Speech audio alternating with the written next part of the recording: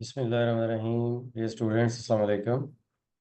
Students, आज हम 20 सितंबर 2024 के डॉन एडिटोरियल्स को एनालाइज करेंगे। तो इस हवाले से सबसे पहले है what is now, what now.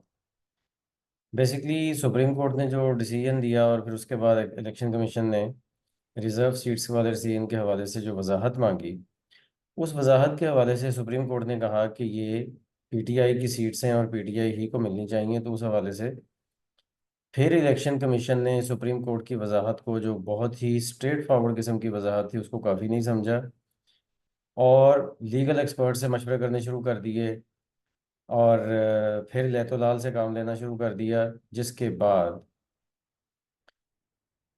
Supreme जो स्पीकर हैं नेशनल असम्बली के, अयाज सादिक, वो भी इस सारे मामले में कूद पड़े। और जाहिर है वो कूद पड़े तो इसका मतलब उन्होंने पार्लियामेंट को भी दरमियान में ले आए और उन्होंने कहा कि ये जो न्यू लॉ बना है, इस न्यू लॉ के मुताबिक पीटीआई एक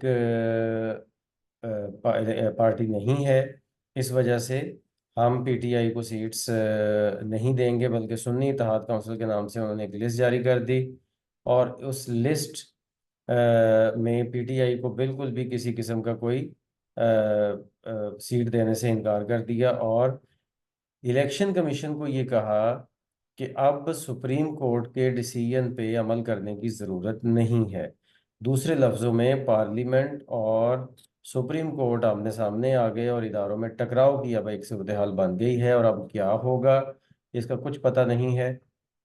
लेकिन एक बात ज़रूर है कि हमारे इदारों को अपनी अपनी हदूद में रहना चाहिए और अपनी हदूद में रहेंगे तो ही ये डेमोक्रेटिक सिस्टम चल सकता है। अदरवाइज़ ये डेमोक्रेटिक सिस्टम नहीं चल सकता और इससे फिर और बहुत सारे मसाइल पैदा होंगे।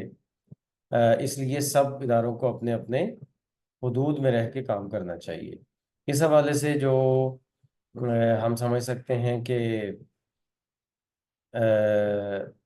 जो एक बड़ा सॉलिड किस्म का और वैलिड किस्म का जो एक स्टांस हमारे राइटर ने अपनाया है, उसको हमें समझने की ज़रूरत है। अच्छा, बुलडोज एक अच्छा वर्ड है, वर्ब है, जो कि आप यूज़ कर सकते हैं अपनी राइटिंग्स में। हीड का मतलब भी तवज्जो देना है, ये भी यूज़ हो सकता है। एम्बोल्डन का मतलब होता है हौसला अफजाई करना और एम्बोल्डन्ड जो है ये यहाँ पे एडजेक्टिव के तौर पर आ रहा है। और इसके बाद अगर आगे हम देखें तो इन्वियन, इन्वियन तसव्वुर करना, सोचना, ये भी एक अच्छा वर्ड है जो आप यूज़ कर सकते हैं। और डिफाइंस का मतलब होता है खिलाफ वर्जी करना, नाफरमानी करना, आगे से मतलब अपना स्टांस ले लेना, ये भी आप यूज़ कर सकते हैं। इसके बाद नेक्स्ट अगर हम चलें तो आईएच के इलेक्शन फार्स, फार्स का मतलब होता है ड्रामा। एक ऐसा ड्रामा जो जिसको कहते हैं टोपी ड्रामा, मतलब सिर्फ एक ड्रामा रचाया जाए और असल में हकीकत इसके बारे में कुछ भी ना हो। तो इस सारी सूरत हाल में कि जो इंडियन हेल्ड कश्मीर है, इंडियन हेल्ड कश्मीर में मकबूजा कश्मीर जिसे हम कहते हैं, उसमें ये ड्रामा रचाया गया है इलेक्शन का। यानी कि जो 2019 में इंडिया ने जो इंडिपेंडेंट स्टेटस जो था, जो लिमिटेड उनकी ऑटोनॉमी थी कश्मीर की, उसको उन्होंने ख़त्म किया। और 2019 में उन्होंने कॉन्स्टिट्यूशनल अमेंडमेंट करके इंडिया को अपना एक प्रोविंस डिक्लेयर कर दिया। ये यूनाइटेड नेशंस की करारदादों की खिलाफ वर्जी थी। उसके बाद ये पहले इलेक्शन हैं जो हो रहे हैं। अच्छा, अब इस इलेक्शन में अगर देखा जाए तो लोगों ने बाइकआउट नहीं किया, बल्कि लोगों का जो टर्न आउट है वो भी बड़ा कंसिडरेबल है। और इलेक्शन में टर्न आउट, पहले मरहले का टर्न आउट काफ़ी ज़्यादा है। और लोग चूँकि इंडियन गवर्नमेंट से नालां हैं, तो इसलिए वो खुल के अपना इलेक्शन के थ्रू अपनी जो वॉइस है वो जो है वो अपनी प्रोमिनेंट करना चाह रहे हैं। उमर अब्दुल्ला जो कि प्रो इंडिया पॉलिटिशियंस हैं, वो कहते हैं कि we are all political prisoners of Delhi. हम सब जो हैं वो दिल्ली के सियासी कैदी हैं। अब ये जो सियासी कैदी होने वाला उन्होंने ये एक स्टांस लिया है, ये एक बहुत बड़ा शिफ्ट है, बिकॉज अब्दुल्ला फैमिली, शेख अब्दुल्ला, उनके बेटे फारूक अब्दुल्ला, आगे उनके बेटे उमर अब्दुल्ला, ये एक सीरीज है। शेख अब्दुल्ला और फिर उनके बेटे, अब वो तीसरी नस्ल आ गई है जो कि इंडिया को सपोर्ट करते हैं, पाकिस्तान को सपोर्ट नहीं करते कश्मीर के हवाले से। वो अगर कह रहे हैं कि इंडिया के हम सियासी कैदी हैं, तो ये एक बड़ी प्रोमिनेंट बात है और ये समझी जाने वाली बात है और इसको वजन देना चाहिए। और इंडिया की जो हाई हैंडेडनेस है, इंडिया का जो सख्त सलूक है और इंडिया की जो इस मसले को मजीद उलझाने की कोशिश है, उस हवाले से हमें इस तनाजुर में उसे देखना चाहिए।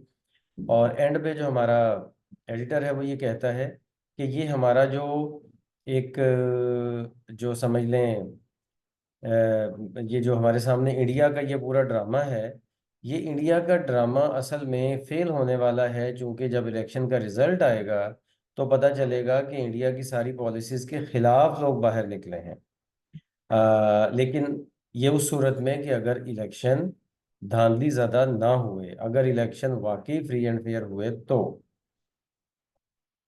इस हवाले से फार्स जो मैंने आपको बताया, ढोंग या टोपी ड्रामा, और फिर उसके बाद टर्न आउट, जो इलेक्शन का जो टर्न आउट होता है कि कितने लोगों ने वोट डाले हैं, ये टर्न आउट।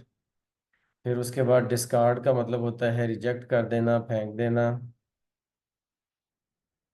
हाई हैंडेडनेस एक अच्छा नाउन है जो आप यूज कर सकते हैं इस तरह की सिचुएशंस में। आगे चलते हैं तो थर्ड वाला है जी, डोनेटिंग ऑर्गन्स। बेसिकली पूरी दुनिया में जो डेवलप कंट्रीज हैं वहाँ पे एक ट्रेडिशन चलती है कि जो भी बंदा फौत होने के करीब होता है तो उससे एक स्टेटमेंट ली जाती है कि अगर आप अपने ऑर्गन्स डोनेट करना चाहें तो आप कर सकते हैं। और वो अगर वो डोनेट करना चाहे तो उसके वो ऑर्गन्स जो हेल्दी ऑर्गन्स होते हैं वो उसके आफ्टर डेथ निकाल लिए जाते हैं, ताकि वो उनको मसनूई तौर पर उन ऑर्गन्स को जिंदा रख के उन लोगों को लगाए जा सकें कि जिनकी जान बच सकती हो इस सारे ऑर्गन शिफ्टिंग से। तो इस हवाले से हमारे जो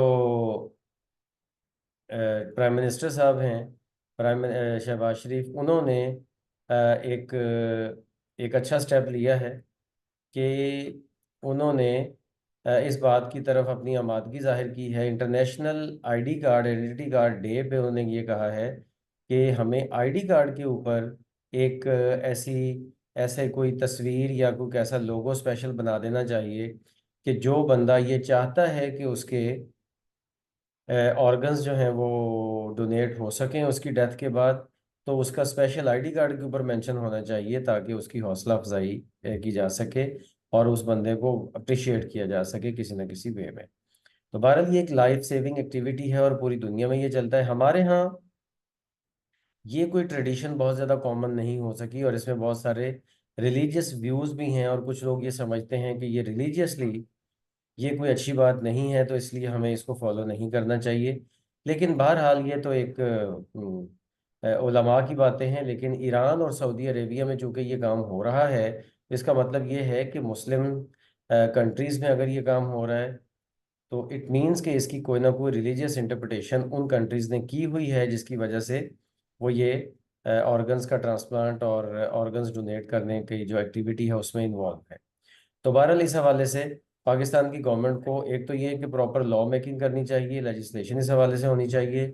और दूसरी बात ये है कि जो फैमिली है डिसीज्ड की, मरहूम की जो फैमिली होती है, उसको भी कन्विंस करने की ज़रूरत होती है कि इससे लाश की कोई बेहुरमती नहीं होती, बल्कि ये लाइफ सेविंग चीज़ है और इसको सोसाइटी में प्रमोट होना चाहिए। इस अगर हम एडिटोरियल में देखें तो फ्लरिश होता है फ़रोग पाना, बेहतर होना। फिलंथ्रोपिक इंसान दोस्त एक्टिविटी, वेलफेयर वेलफेयर की एक्टिविटी है। इनोवेटिव का मतलब होता है ऐसी चीज़ जो कि तख्लीकी हो और नई सोच लेके आ रही हो। अंडरस्कोर का मतलब होता है वाजे करना, पॉइंट आउट करना। और ओनस का मतलब होता है जिम्मेदारी। तो इसके साथ ही आज की हमारी डिस्कशन कंप्लीट होती है। थैंक यू, अल्लाह हाफिज़।